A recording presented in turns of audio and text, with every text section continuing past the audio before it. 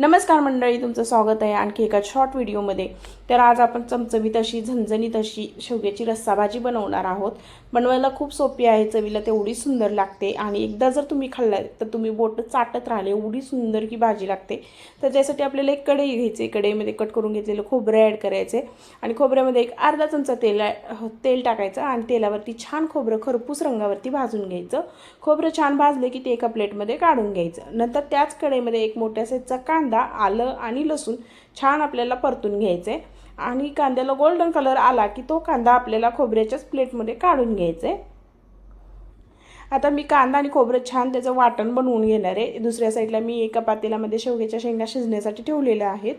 आता त्याच कढईमध्ये आपल्याला 2 चमचे तेल ॲड करायचे। तेलामध्ये छान जिऱ्याची फोडणी द्यायची। जिरे छान फुलले की आपण बनवून घेतलेलं वाटण त्याच्यामध्ये ॲड करायचे। वाटण आपल्याला छान परतून घ्यायचे।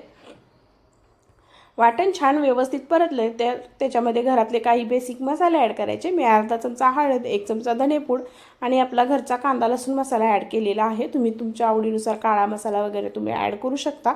जो मसाला तुम्ही खाता तो मसाला तुम्ही त्याच्यामध्ये ॲड करू शकता। नंतर हे मसाले वाटणाबरोबर छान मिक्स करून घ्यायचे आणि छान शिजू द्यायचे। थोडंसं पाणी ॲड करायचं जेणेकरून मसाले जळत नाहीत आणि छान पाणी पण त्या मसाल्यासोबत मिक्स करून घ्यायचं। पाणी ॲड केल्यानं काय होतं की मसाले अजिबात जळत नाहीत। आता तुम्ही पाहू शकता मसाले अगदी छान व्यवस्थित कुक झालेले आहेत आणि अगदी तेल सेपरेट व्हायला सुरुवात झालेली आहे। आता ह्याच्यामध्ये आपण शिजवून घेतलेली शेवग्याची शेंग ॲड करायचे आणि छान ह्या भाजीला दणकून उकळी येऊ द्यायचे। छान व्यवस्थित उकळी आली की ह्याच्यामध्ये भरपूर अशी कोथिंबीर आणि चवीपुरतं मीठ टाकायचे आणि ही भाजी खायला तयार आहे। ही भाजी भाकरीबरोबर, चपातीबरोबर, भाताबरोबर खूप छान लागते आणि तुम्ही एकदा नक्की ट्राय करा। आणि जर तुम्हाला माझे व्हिडिओ आवडत असतील तर माझ्या चॅनलला लाईक करा, शेअर करा आणि सबस्क्राईब करा।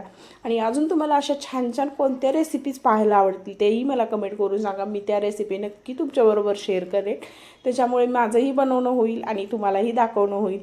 बाय।